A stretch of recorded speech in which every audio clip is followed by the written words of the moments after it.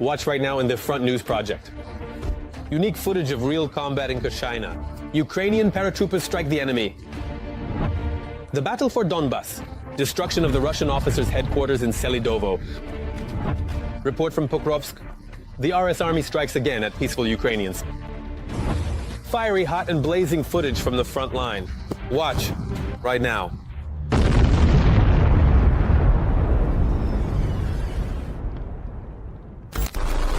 The bloody war continues. The war that Vladimir Putin and his pack unleashed on Ukrainian soil. The heroic resistance of the Ukrainian armed forces and the entire Ukrainian people in the fight for their freedom continues. Greetings. This is Front News with you, Vladimir Timoshenko. In the next 30 minutes, you will find the truth about the war, which our journalists are uncovering from the hottest battle zones. So, are you ready? Then we begin.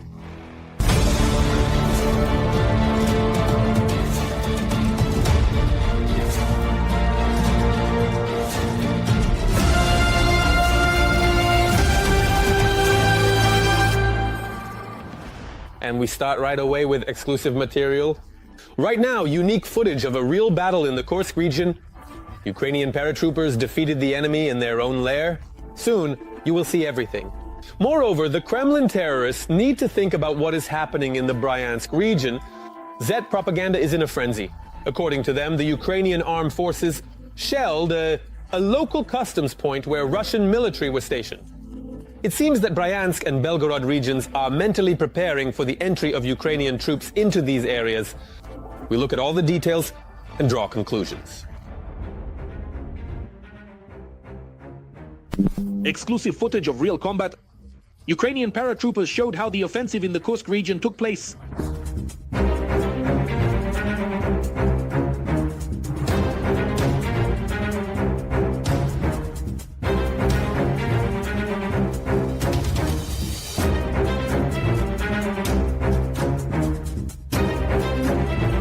The assault troops note that as a result of a swift and unexpected maneuver for the enemy, the defense forces were able to occupy new positions and significantly improve their tactical position.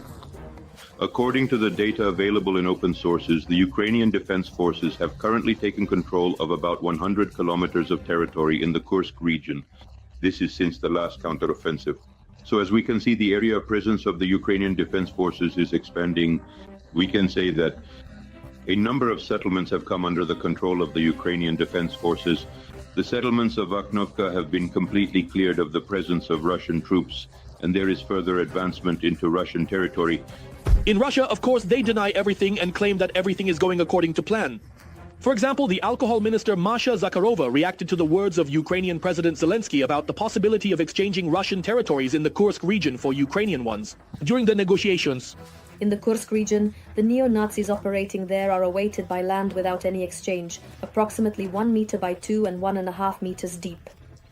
Zelensky makes such statements to hide the true scale of the disaster for the armed forces of Ukraine in this direction. Only the scale of the disaster is actually in the Russian army. Making baseless statements is in the spirit of this alcoholic, but during the last so-called teleconference of the Russian dictator with the citizens of the Russian Federation, when a woman from Kursk asked when Russian troops would expel the defense forces of Ukraine from the Kursk region, Putin could not answer. Moreover, he said, "I will not give you a specific date," because it is influenced by a number of factors. And one can understand the Russian dictator. The point is that all the previous deadlines set by the Russian side regarding the expulsion of the so-called neo-Nazis have completely failed. And while the Russian army is suffering defeat in the Kursk region, tensions are rising in Briansk. The Russians accuse the armed forces of Ukraine of attacking 2 customs checkpoints in the Briansk region, where Russian military was stationed. The armed forces struck an administrative building at the Trobotnoye checkpoint in the Sevsky district of the Briansk region. It is located on the border with Ukraine. According to sources, the attack was carried out with 2 guided aerial bombs. On the same day, the armed forces of Ukraine struck another customs checkpoint, Pagar, in the Pagar district of the Briansk region using a UAV. Russian military correspondents have long been in panic and are clearly expecting a visit from the armed forces of Ukraine in the Briansk and Belgorod regions. Yet they continue to kill their own citizens on Russian territory. On the evening of February 9th, the Russian army carried out an airstrike on the village of Kazachya Loknya in the Russian region. Prior to this, on February 1st, the occupiers struck a boarding school in the city of Sudzha. It was not about an indiscriminate strike by the Russian aerospace forces, but about a war crime. That is to say, the deliberate nature of the strike on civilians, an object which led to the severe consequences of the deaths of citizens of the Russian Federation. Meanwhile, North Korea continues to assist the Kremlin in the war. According to the South Korean Ministry of Defense, North Korea has sent about 200 units of long-range artillery to Russia and is likely to send more troops and weapons for Russian aggression against Ukraine. This concerns the targeted nature of military technical cooperation. North Korea is transferring to the Russian Federation accordingly means of destruction. This refers to the Koksan self-propelled artillery unit, caliber 170 millimeters, with a firing range from 40 to 60 kilometers, and accordingly reconnaissance strike drones. This is a copy of the American Predator. In addition, the transfer from the North Korean side has been recorded means of destruction. We are talking about the Kavasan ballistic missiles. In turn, Russia may send hundreds of its officers to North Korea, supposedly for rehabilitation, but in reality to prepare for the war in Ukraine. But the Kremlin is also attacking NATO countries. A Russian Su-24 military aircraft once again violated Polish airspace. The incident occurred during a nighttime attack on Ukraine. Also during the week, Russian war criminals brutally attacked the capital of Ukraine and the Kyiv region. During the night mass attack, the occupiers launched ballistic missiles, Shahids, and drone imitators at Ukraine. Specifically in Kyiv, the Russians struck the Obolin district with Iskander ballistic missiles, where business centers and office spaces are located. A person was killed at the site of the terrorist strike. 4 more were injured. All the details are in the report from our colleagues at the television news service. Yes, here the roof was lifted and torn off. Ola shows her home. Here, the roof is damaged and the doors and window are torn out. These doors were torn out here. This lock is completely ripped off. His son has nailed it. The Russians started striking Kyiv around 5 in the morning. As usual, when people were sleeping, missiles were whistling in the sky over Kyiv. Our air defense intercepted them. The blast wave was so strong that people fell unconscious. Ola's house withstood, but the offices across the street were heavily damaged. They effectively shielded the woman's apartment and the impact hit them. Later, it became known that there were 6 missiles. Ukrainian sky defenders shot them down. It was ballistic, but the consequences of the Russian terrorist attack were felt by residents of several districts of the capital. Cars and non-residential premises were destroyed and damaged there, with the Obolon district suffering the most. Among the victims, a 9-year-old girl died, a man who was not there, and a 40-year-old who worked as a security guard.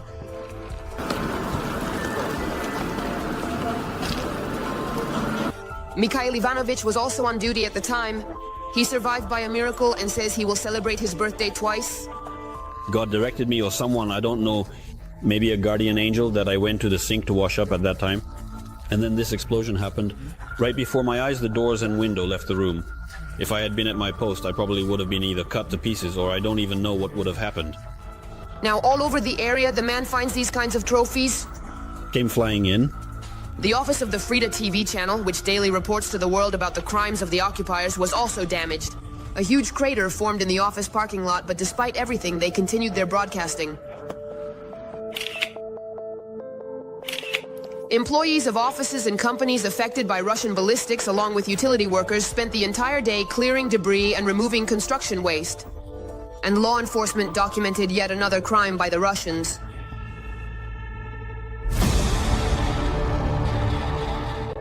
Well, now let's analyze the operational situation on the much-suffering Pokrovsky front direction. The situation here is traditionally tense to the limit. Since the beginning of the day, the occupiers have already launched 22 attacks on the positions of our defenders in the areas of populated localities. Vodyanoe 2, Elizavetovka, Luch, Nadevka, Uspenovka, Andreevka, Alexandrovka, Dakhnaya, and Shevchenko. The defense forces, holding back the enemy's onslaught, repelled 17 enemy attacks. 5 clashes are still ongoing. Additionally, Ukrainian soldiers destroyed the headquarters of Russian officers in the temporarily occupied Selidovo. In the Pokrovsk area, they destroyed several Russian guns that were firing towards our positions. But that's not all. Soon you will see the Shark drone, which the soldiers of the 25th Separate Airborne Brigade used to scout the area around Pokrovsk. By the way, there's another important detail in this story. The drone, which helps the paratroopers see the enemy's rear, is equipped for operation by a female technician. She is the third in the armed forces who has learned to operate a reconnaissance UAV. In civilian life, she is a geography teacher at a school in Dnipro. Watch how the young woman, along with her comrades, does everything possible to prevent the front from reaching Dnipropetrovsk region. In a report from near Pokrovsk by special correspondent of TSN Yulia Kirienko. This is how our aviation destroyed Russian officers in the occupied Selivovo. Everything is destroyed, a huge crater. This is the command post where the Russians reported that the entire officer staff was killed. This strike by our missile was recorded by a drone operated by Bailey. Now the pilot has a new mission to find as many enemy guns as possible, even before they start shelling our positions near Pokrovsky. At night, one of these was detected just seconds before it fired. It turned out to be a Grad with a full load. It turned out to be a Grad with a full load, and now the strike will be quite spectacular. Wow, how beautiful. Yes, the drone flew in, sacrificing itself. Ukrainian warriors surpassed the enemy in their ability to operate reconnaissance drones. And this is one of the reasons why the 25th Airborne has not yet allowed the Russians into Pokrovsk. In fact, it's not mandatory. In reality, it's not necessary to sit exclusively in trenches at the front. You can observe the enemy like this, in comfort, in a warm van, in a mobile station. Moreover, deep in its rear, to see movements, to search for targets in order to destroy them later. Billy gives the command to take off. Next to the vans is the equipped Shark aircraft. Here in the field where it takes off, it is operated by the paratrooper Ultra. She is the third woman in the SU working with such a drone. And in peaceful life, she is a geography teacher from Dnipro, Svetlana Alexandrovna. So we arrive, attach our parachute. Svetlana's students are still the main motivation and significant support for her. So she is in the brigade that covers the main city on the enemy's path to Dnipropetrovsk. She does everything possible to prevent the enemy from reaching her hometown. And how does she manage? Do you see these nets? This is everything my students, my graduates have given me. I have a student, she is already a graduate. And today she wrote to me, Svetlana Alexandrovna, hello, how are you? They informed me that there are more nets. Such moments, as you understand, make it worth being here. Look, a girl sent juices, a box of juices. And it was written, these are the juices my classmates gave me for their birthdays. These are for you. You see, the child was treated, but she saved them for me. To the warriors from Alisa? Ultra places the drone on the catapult and it flies into the sky over Pokrovsk. And almost immediately detects an enemy gun firing at our positions. Shot from the enemy gun.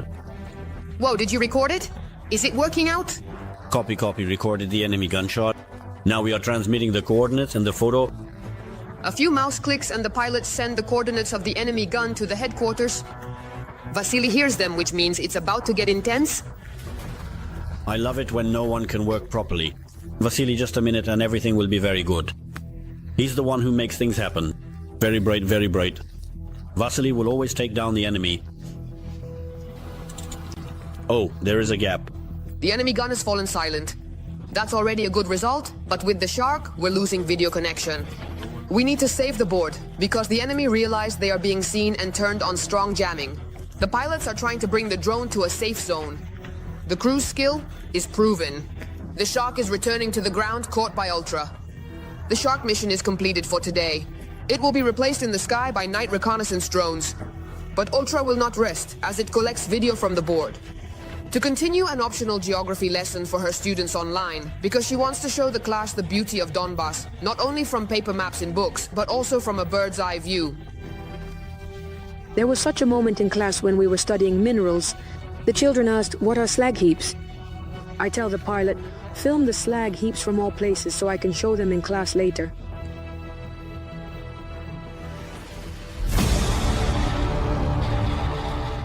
Next, we move to the Toretsk direction of the Russian World Front. and here they continue to destroy, kill, and maim. Currently, there have been 8 enemy attacks in the Toretsk direction. The aggressors were active in the areas of Toretsk and Shebinovka. Our defenders are giving a worthy response. 3 clashes are ongoing right now. But let's return to the situation in Pokrovsk. Drones against the civilian population. The occupiers are attacking the cause of Pokrovsk civilians with drones. For this, they are using new fiber optic UAVs. The thing is, they cannot be jammed by electronic warfare. The forced evacuation from the city continues. The Donbas police say that all the children have already been evacuated. But in Pokrovsk, there still remain 7,000 people. Special correspondent for TSN, Yulia Kirienko, will provide more details about this life on the brink of death. FPV Zala Orlans is in Mavics. They emit a characteristic sound signal and warn us of danger. Police officer Gennady launches a drone analyzer, turns on the electronic warfare, which should protect us from enemy drones. And we enter Pokrovsk to pick up the locals who agreed to evacuate. The city greets us with empty and artillery-damaged streets and wrecked cars on both sides of the road. Here is an overturned armored Ukropochta vehicle, which was attacked by a Russian drone. The people survived, but the vehicle remains overturned. It was a drone strike using fiber optics. A new development by the Russians, says the police officer. Even though we have all sorts of electronic protection means, in the car they are turned on. The only salvation from them is a hunting rifle, which Gennady keeps at hand. Loaded with Baslevsky cartridges, with shot. It is loaded with hunting cartridges, shot, regular shot, lead for hare, for duck.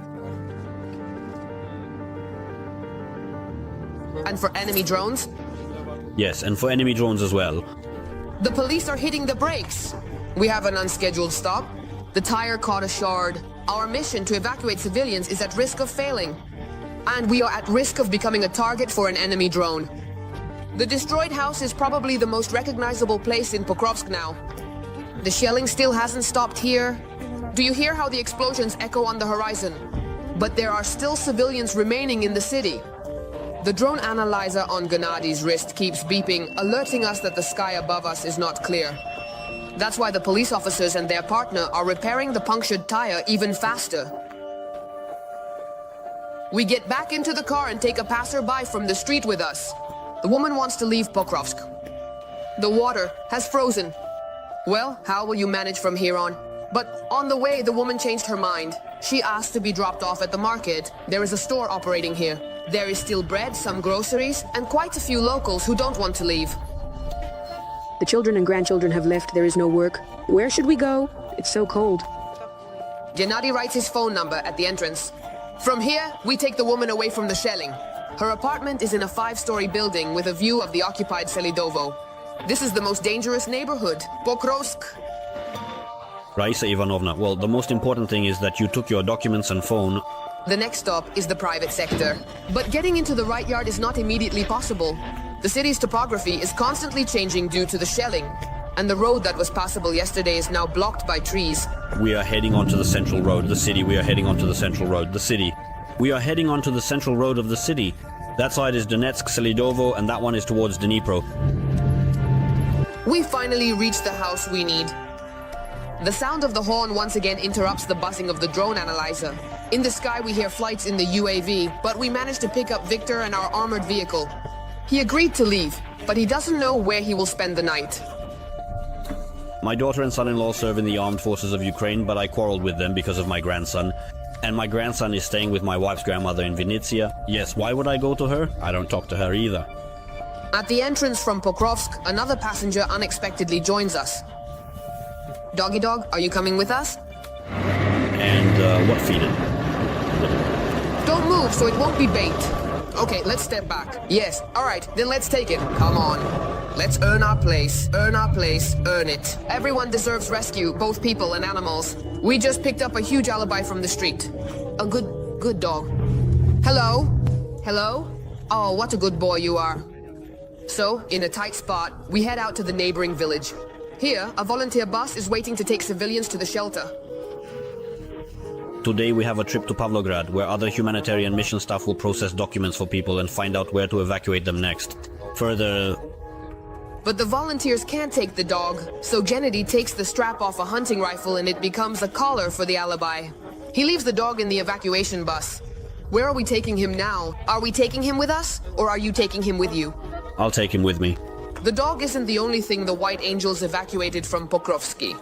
In the trunk, there's a large bag, and inside it, a giant flag that used to fly over the city during holidays, surviving the shelling. We drive in under explosions, we drive in under FPV drones in our armored vehicle.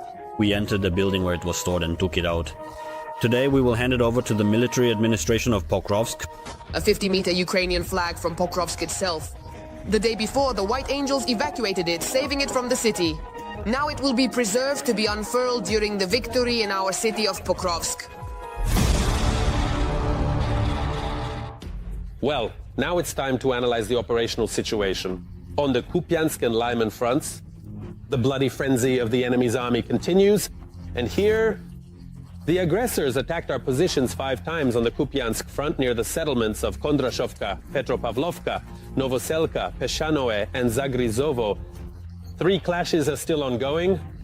On the Lyman front, enemy units continue to attack in the areas of the settlements of Kopanki, Novomikhailivka, Novolubovka, Empolevka, and Kolotsi.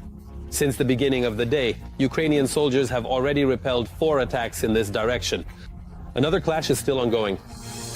Few hear or see them, but they make the enemy tremble. Explosions at Russian airfields, oil depots, factories, destroyed enemy fuel convoys are also their work. This is about the 14th separate regiment of unmanned aerial systems of the drone systems forces. This unit operates along the entire front line and destroys the occupiers' equipment by the hundreds. They also conduct deep strike operations on Russian territory and destroy enemy strategic targets. More comprehensive and detailed information is available in the extensive report provided by our experienced field correspondent. Entering into action. Phys Ed teacher, this is TSN. Activate telemetry. Each is well equipped for Anastasia. Not only success, but often the lives of their comrades. We need to do everything as quickly as possible because the enemy also understands and also realizes that the enemy has understood incorrectly. Therefore, the faster we accomplish all this, the better our result will be, and more likely the target will be hit. Check the sky, set up the program. Are they ready for launch without a pilot? Yes. Yes, lower the right one a bit. Right, lower the right one. Yes. As soon as the target is confirmed, the work begins. Launch when ready. Launch when ready. Launch in 3, 2, 1. We cannot show the launch of this kamikaze drone with the self-guidance system for security reasons, but we are happy to show the aftermath of its work. This damaged echelon was supposed to deliver 1,000 tons of fuel to the occupiers in the Zaporizhzhia direction, but the defense forces had other plans. The SBU blew up the tracks and stopped the train while operators from the 14th Regiment hit the front and rear with kamikaze drones.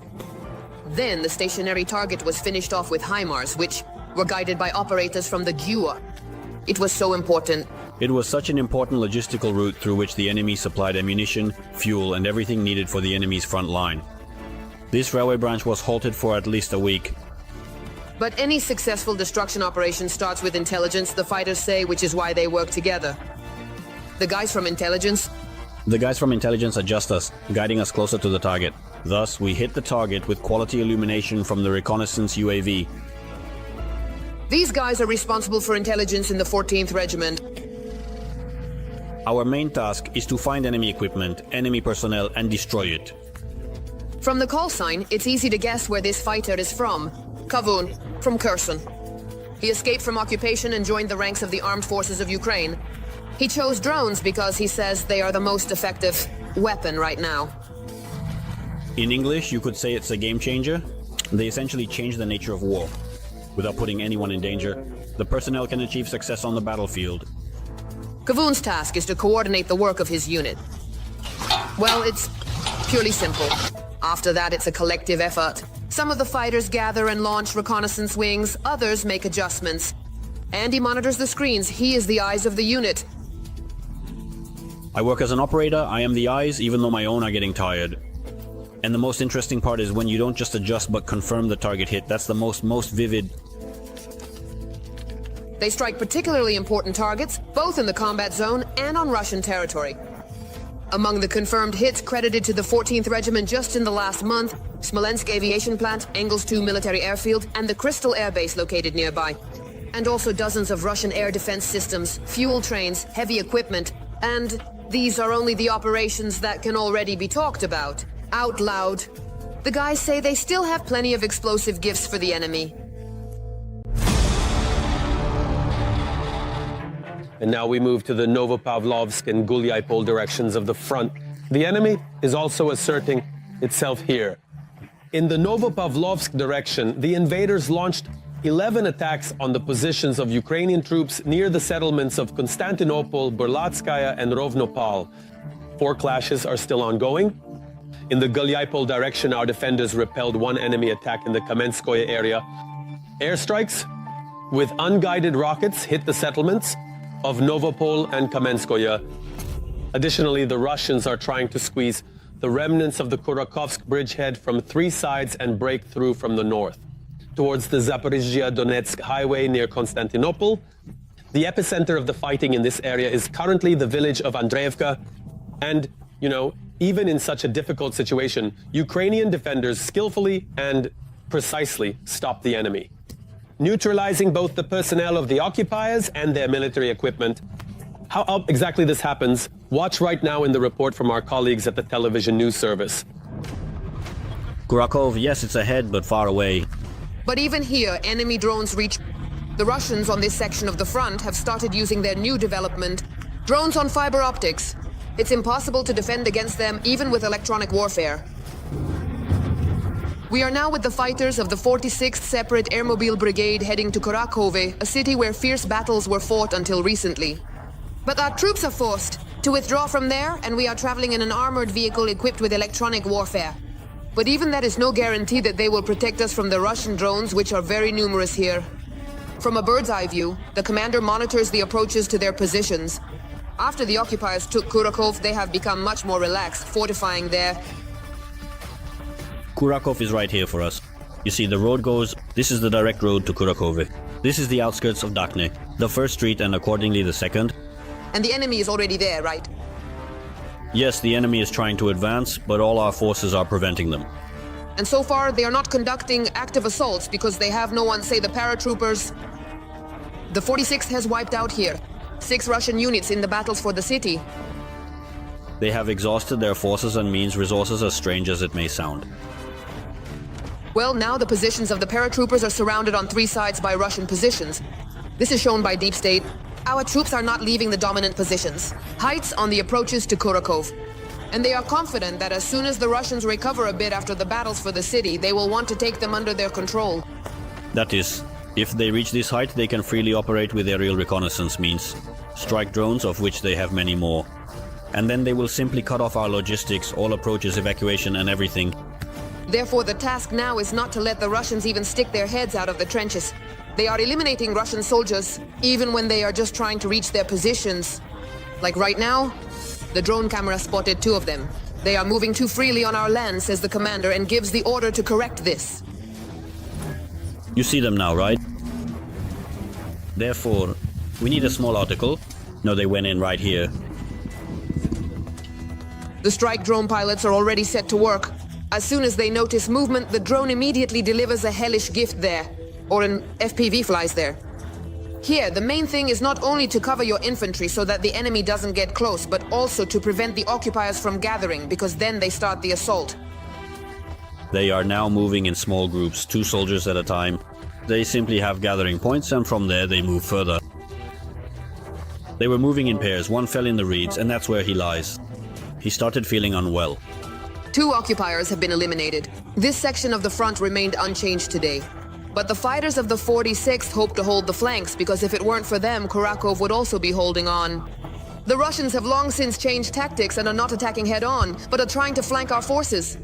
That's why the enemy has become more active in the neighboring village of Zelenovka, and even achieved partial success because they aim to push our forces out of the Dakhnaya, Ulakli, and Constantinople areas, and gain control over the highway, Donetsk-Zaporizhzhia.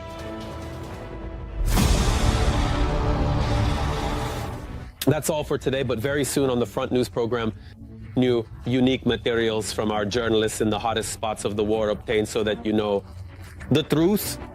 This was Vladimir Timoshenko with you. Take care of yourself and your loved ones.